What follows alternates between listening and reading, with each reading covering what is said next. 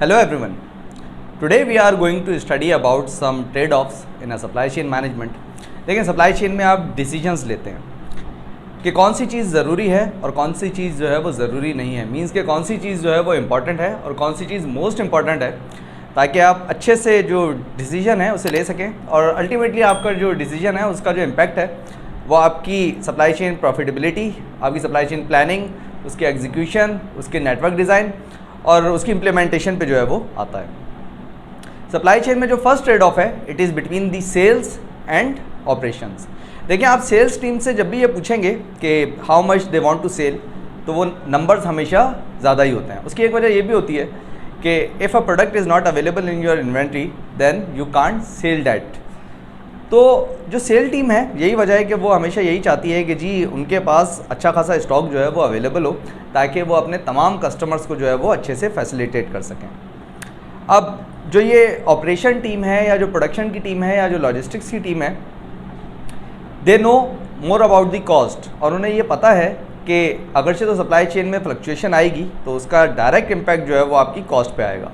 और ये production team, logistics team, they are responsible for the making, moving and storing of the product. तो ये जो logistics team है या जो प्रोडक्शन टीम है या जो ऑपरेशन टीम है, ये हमेशा यही चाहती है कि जी इतनी ही मैन्युफैक्चरिंग की जाए या इतनी ही प्रोडक्शन की जाए जिसके तहत आपकी जो कॉस्ट है वो मिनिमाइज रहे। उसकी वजह ये है कि अगर से तो फ्लक्चुएशन आएगी तो उसका डायरेक्ट इम्पैक्ट आपकी कॉस्ट पे आना है, और वो इम्पैक्ट एक्स्ट्रा रिसोर्सेज की सूरत में हो सकता है, चाहे वो एक्स्ट्रा ह्यूमन रिसोर्सेज हैं, टेक्निकल रिसोर्सेज हैं या फाइनेंशियल रिसोर्सेज हैं, या शॉर्टेज ऑफ रिसोर्सेज भी हैं। अब ये जो कॉन्फ्लिक्ट है between the sales and operations, इसी वजह से जो है वो हम देखते हैं कि इंडस्ट्रीज़ में जो है वो अनरियलिस्टिक फोरकास्ट जो है वो हमें देखने को मिलती है। Too much inventories in their stock, ये भी हमें जो है वो एक इशू देखने को मिलता है। तो one of the best approach to manage this trade off is S&OP planning. S&OP planning में हम करते क्या है कि हम एक सिंगल फिगर जो है वो लॉक कर देते हैं, मींस हम बैलेंस कर देते हैं जो भी सप्लाई या जो भी डिमांड है। S&OP से रिलेटेड मेरी एक डिटेल वीडियो है and I will recommend you कि आप वो वीडियो ज़रूर देखें।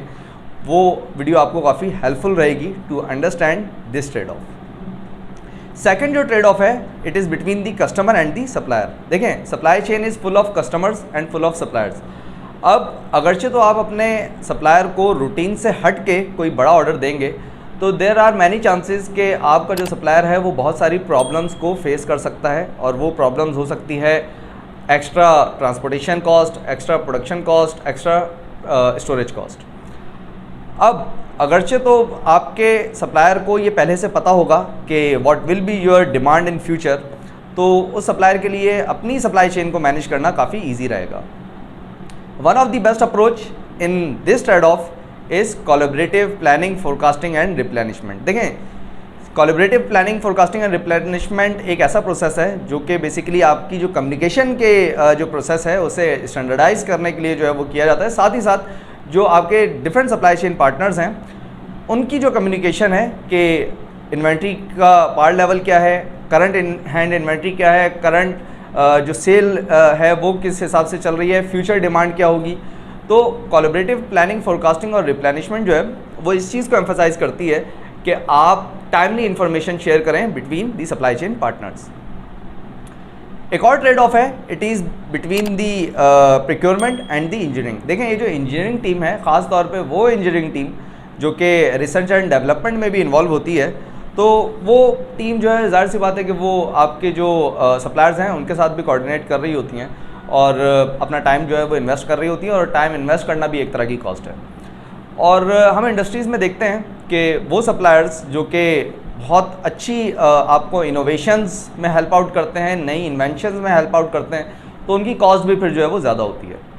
और जबकि हम प्रोक्योरमेंट टीम को देखते हैं कि प्रोक्योरमेंट टीम जो है वो इस चीज़ पर एम्फसाइज करती है कि जी प्रोडक्ट से रिलेटेड चाहे वो डायरेक्ट मटेरियल है या इनडायरेक्ट मटेरियल है, उसकी कॉस्ट जो है वो हमेशा कम ही रहे या वो एक ऑप्टिमम लेवल पर रहे।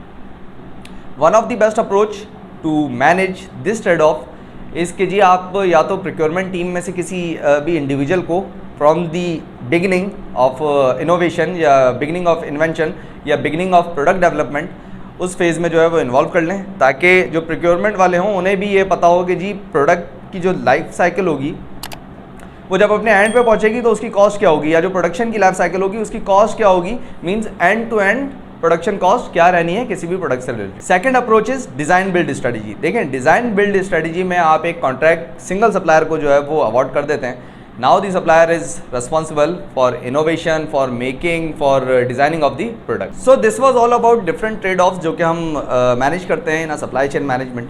और आई होप कि आज की वीडियो से भी आपने कुछ ना कुछ ज़रूर समझा होगा। और इस टॉपिक से रिलेटेड अगरचे तो आपका कोई क्वेश्चन हो या अगरचे तो आप इसमें फर्दर कोई वैल्यू ऐड करना चाहें, then you are welcome in the comment section.